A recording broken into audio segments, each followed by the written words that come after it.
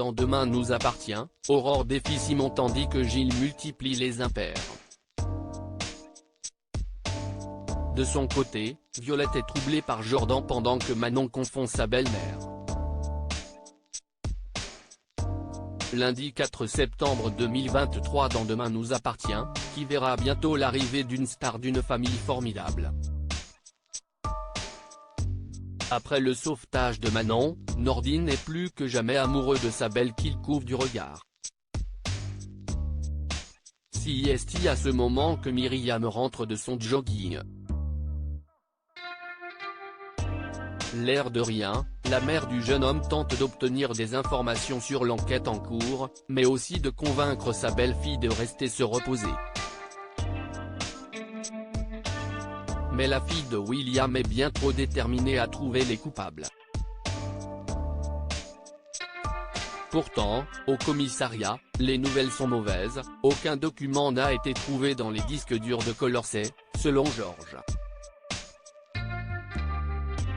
Gerso a dû être prévenu par un complice, et a dû les effacer avant de fuir.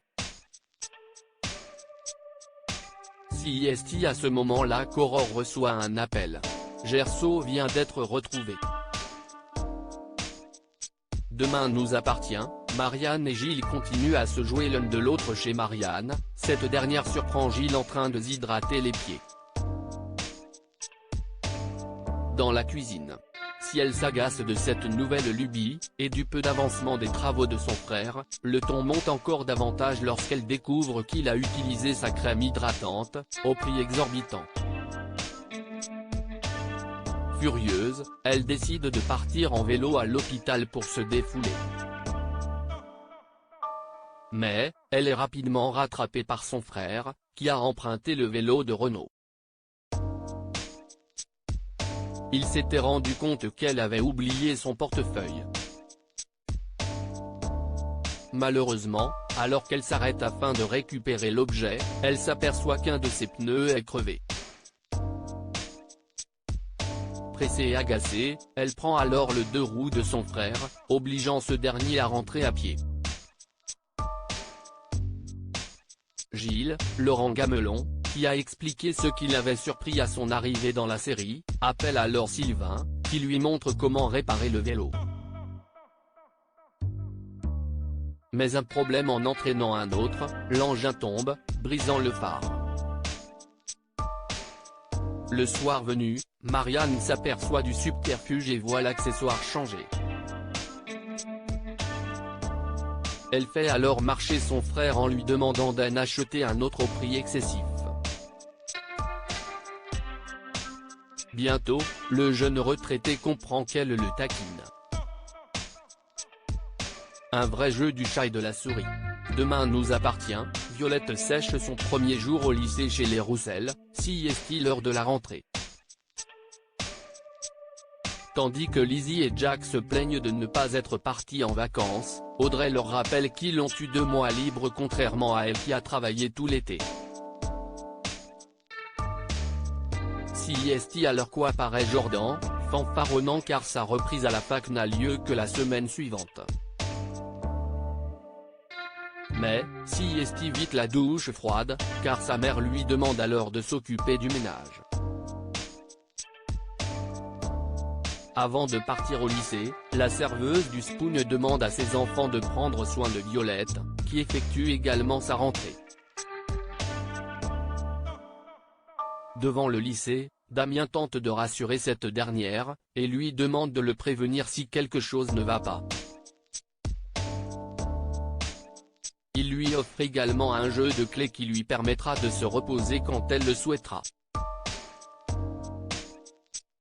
Mais, plus tard, alors que Jordan effectue le ménage avec son casque de musique, très peu vêtue, la jeune fille débarque. Tous deux surpris, la cousine de Sarah semble troublée par le jeune homme.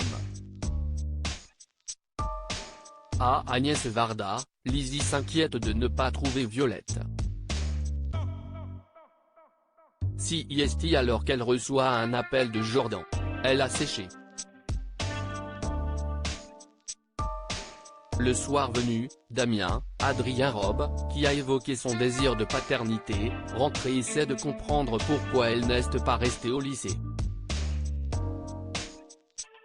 Elle lui explique qu'elle se sentait seule et qu'elle a besoin de temps. Il accepte alors de la laisser tranquille se reposer avant de revenir au lycée jeudi. Demain nous appartient, Myriam grillée par Manon au commissariat, Aurore arrive avec Gerso. Quelle n'est pas la surprise de la policière lorsqu'elle voit débarquer Simon, qui déclare être l'avocat du patron de l'entreprise. Entre ce rôle et celui du commis d'office d'Éric Leport, le faisceau de présomption commence à grandir autour du frère d'Aaron. Malheureusement, l'enquête semble piétiner. Malgré la découverte d'un bon de commande du colorant interdit signé de la main du patron de l'entreprise, les enquêteurs ont bien des difficultés à faire tomber Gerso. Si est finalement par Manon, Louvia Bachelier, qui a révélé si son tatouage était vrai, que les avancées sont les plus significatives. Alors qu'elle épluche les relevés téléphoniques du chef d'entreprise, elle tombe sur un numéro contacté régulièrement, et notamment juste avant la perquisition. Devant sa mère, elle appelle ce numéro, et tombe alors sur Myriam. Raccrochant troublée, elle déclare alors à Aurore que le numéro n'est plus attribué. Que va-t-elle faire ?